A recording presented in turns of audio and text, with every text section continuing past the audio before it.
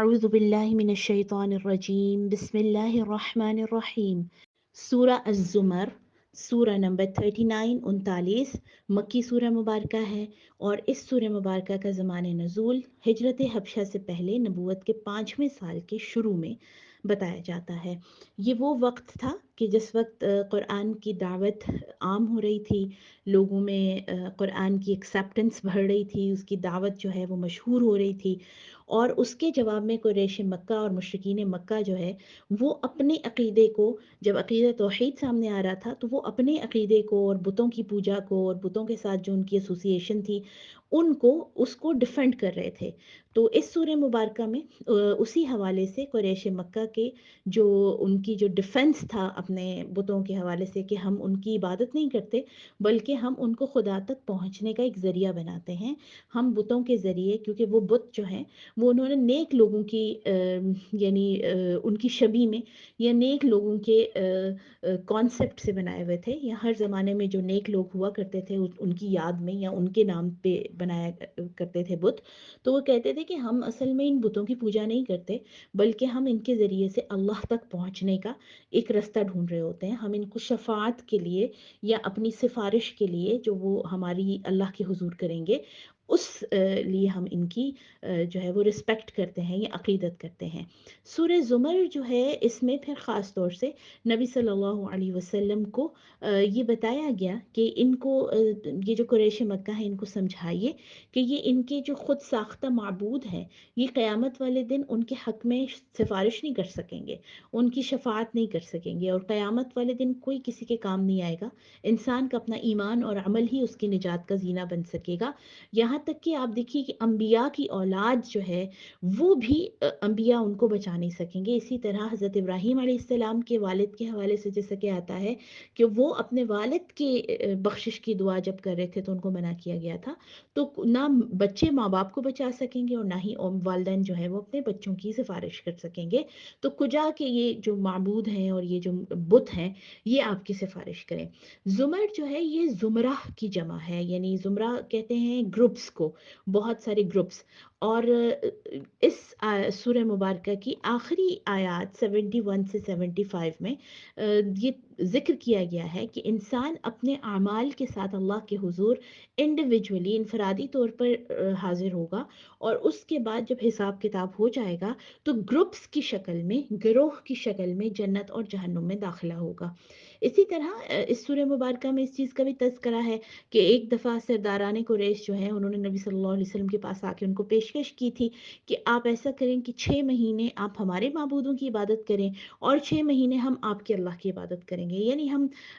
अपने और आपके अक़ीदे को हम इस तरह से एक्सेप्ट कर सकते हैं। तो इस सूरह मुबारका में मुशरिकीन को वाज़ेह तौर पर जवाब दिया गया कि ऐसा करना नामुमकिन है, क्योंकि नबी इंसानों की बात मानने वाला नहीं होता बल्कि वो अल्लाह का फर्माबरदार होता है और वो उसको वही करना होता है जो उसको हुक्म दिया गया होता है, वो किसी के साथ समझौता नहीं कर सकता। इसके साथ साथ इस सूरह मुबारका में गुनाहगारों को ये बताया गया है कि कसरत से गुनाह करने वाले भी अल्लाह की रहमत से मायूस ना हो, क्योंकि अगर गुनाह करने वाला अपनी उस गुनाह पर निदामत के साथ सच्ची तौबा करे और आइंदा गुनाहों से बचने का वादा करे तो अल्लाह सारे गुनाह माफ़ फरमा देते हैं। यानी तौबा की जो अहमियत है वो सूरत ज़ुमर में बताई जा रही है। इसी तरह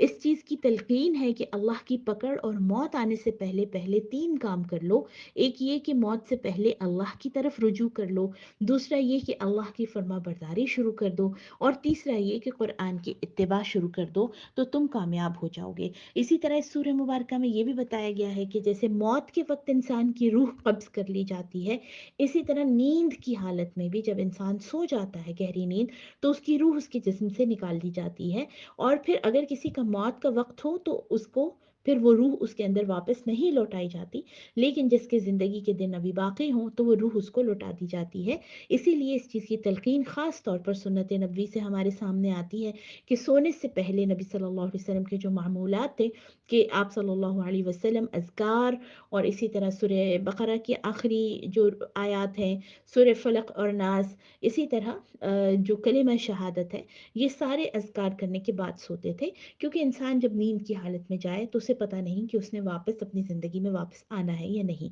सूरा अल मुमिन सूरा नंबर 40 मक्की सूरा मुबारका है और इस सूरा का दूसरा नाम सूरा गाफिर भी है। इस सूरा मुबारका की आयत नंबर 28 में एक बंदा मोमिन का जिक्र आया है और उसी मुनासिबत से इसका नाम मुमिन रखा गया।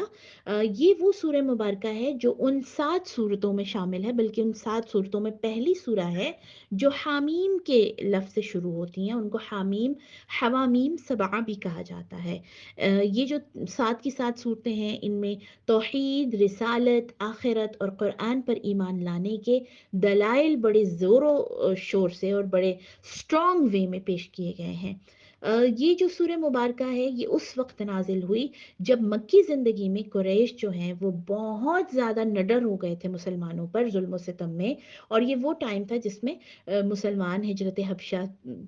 हो चुकी हुई थी और उसके बाद कुछ मुसलमान वहाँ से वापस आ गए थे और कुरैश जो है वो और ज़्यादा उनको ढील मिल गई थी मुसलमानों पर जुल्म करने की। और वो नबी सल्लल्लाहु अलैहि वसल्लम से हर वक्त फजूल किस्म की बहस व तकरार में मशगूल रहते थे और हर वक्त आप सल्लल्लाहु अलैहि वसल्लम को मुख्तलिफ हीलों बहानों से तंग करते रहते थे। उस वक्त अल्लाह सुब्हानहू व तआला ने ये सूरह मुबारक नाजिल करके इसमें उस बंदे मोमिन का वाक़या सुनाया जो हज़रत मूसा अलैहिस्सलाम के ज़माने में थे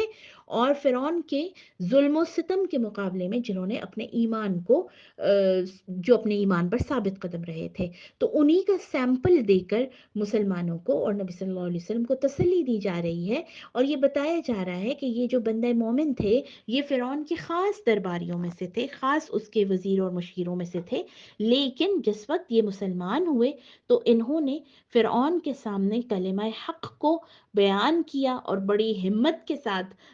फ़िरऔन को जो मूसा अलैहिस्सलाम और हारून अलैहिस्सलाम के कत्ल का मंसूबा बना रहे थे, तो उस टाइम में ये उनके सामने डट कर खड़े हो गए और उनको कहा कि क्या तुम ऐसे शख्स को कत्ल करना चाहते हो जो कहता है मेरा रब अल्लाह है। इस बंदे मोमिन की तकरीर से फ़िरऔन के बाकी दरबारी भी मुतासिर हो रहे थे। चुनाचा फ़िरऔन ने उसकी बातों को मजाक में उड़ाने के लिए अपने वज़ीर हामान से कहा कि एक ऊंचा मीनार बनाओ और मैं ज़रा उस मीनार पर चढ़कर मूसा के अल्लाह को तलाश करूं कि कहाँ है वो अल्लाह। लेकिन अल्लाह ने फ़िरौन को उससे पहले ही यानी वो मीनार और वो सारे कामों से पहले ही अपने अजाब की गिरफ्त में पकड़ लिया। जबकि वो बंदा मोमिन जिन्होंने इस कदर बहादुरी से कलेमा हक कहा था फ़िरौन के सामने उनको बचा लिया गया। इस सूरह मुबारक की एक और ख़ास जो इसमें मैसेज है वो ये है कि नहीं अनिल मुनकर यानी अल्लाह की नाफरमानी और बुराइयों से रोकना इतना अहम काम है कि जब फ़िरौन के दरबारियों में से एक ने ये जो मोमिन थे उन्होंने जब ये काम किया तो अल्लाह ने उसको अपने कुरान में बयान किया। यही वो काम है कि जिसके करने से दुनिया में अजाब से बचा जा सकता है। और ऐसे ही काम यानी जब आप दूसरों को बुराई से मना कर रहे होते हैं और मुआशरे में राइज बुराइयों पर आपका दिल दुखता है और आप उन ट्रेंड्स के खिलाफ खड़े हो जाते हैं स्ट्रांगली अपनी स्ट्रांग वॉइस के साथ मजबूती के साथ उन ट्रेंड्स के खिलाफ उन वो जो सो कॉल्ड हमारे सोसाइटी के अंदर फैशन एक चल रहा होता है उसके ख़िलाफ़ आप जब खड़े हो जाते हैं तो अल्लाह सुब्हानहू व तआला की मदद हमेशा ऐसे लोगों के साथ होती है और अल्लाह उनको मुश्किलात और मसाइब और तकालीफ से बचा लेते हैं जैसे अल्लाह सुब्हानहू व तआला ने मोमिन को बचा लिया था। सूरा हामीम अस्सजदा सूरा नंबर 41 41 ये सूरा मुबारक भी मक्की सूरा है और ये तकरीबन इसका ज़माने नज़ूल छठे नबूवत के साल से 10वें साल के दरमियान है जिसमें सूरह मोमिन जो इससे पिछली सूरत है वो भी नाजिल हुई। इस सूरह मुबारक का आगाज़ भी हामीम से होता है इसीलिए इसका नाम हामीम अस्सजदा इसे कहा जाता है। और ये वो टाइम था जब कुरैश शिद्दत से नबी सल्लल्लाहु अलैहि वसल्लम की मुखालफत कर रहे थे और आपकी दावत के बारे में शुकूक और शुबहात फैला रहे थे। अरबी कुरान पर एतराज़ कर रहे थे कि ये इतना क्योंकि वो खुद भी माहिर अरबी ज़ुबान थे ना तो वो इस चीज़ को ख़ास तौर पर उनको एतराज़ होता था कि नबी सल्लल्लाहु अलैहि वसल्लम जो पढ़ना लिखना नहीं जानते उन्होंने कैसे इतनी बेहतरीन ज़ुबान में ये जो किताब है या ये जो अल्फाज है इसको लिखा है। इसी तरह लोगों को कुरान सुनने से रोकते थे, कुरान पर एतराज़ करते थे कि ये जो है ये अल्लाह की किताब नहीं है बल्कि मोहम्मद ने खुद घड़ लिया है और इसके पास कोई जिन आता है जो इसको इस सारी ये जो वही है इसकी तलकीन करता है। इसी तरह इस सूरह मुबारक में بتایا گیا کہ سرداران قریش بالکل قوم عاد اور سمود کے متکبر لوگوں کی طرح ہیں. جیسے وہ لوگ تکبر کیا کرتے تھے ویسے ہی یہ بھی تکبر میں اور غرور میں مبتلا ہیں. اور ان کو بتایا جا رہا ہے کہ جیسے قوم عاد اور سمود کو اللہ نے تباہ و برباد کر دیا، ہلاک کر دیا، اپنے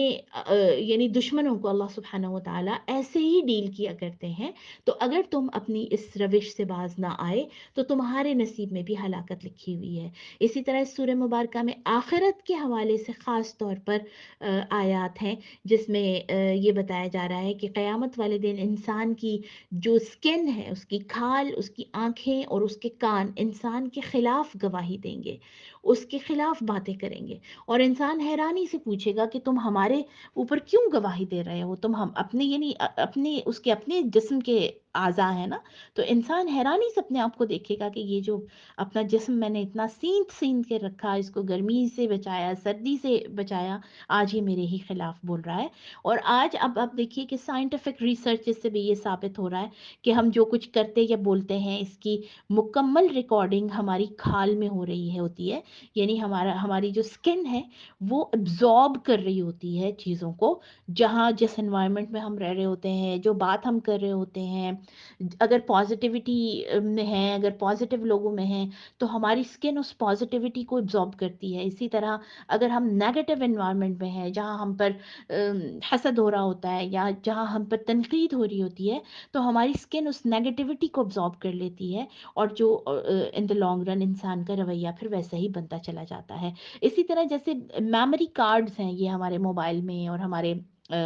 مختلف گیجٹس میں، اور اس میں ساری چیزیں سیو ہو رہی ہوتی ہیں. اسی طرح یہ جو ہماری سکن ہے یہ اس میموری کارڈ کا کام کر رہی ہے کہ یہ ساری چیزوں کو سیو کر رہی ہے. اور قیامت کے دن یہ سب کے سب اللہ سبحانہ و تعالیٰ کے سامنے جو کچھ ہم کر رہے ہیں، جو کچھ ہم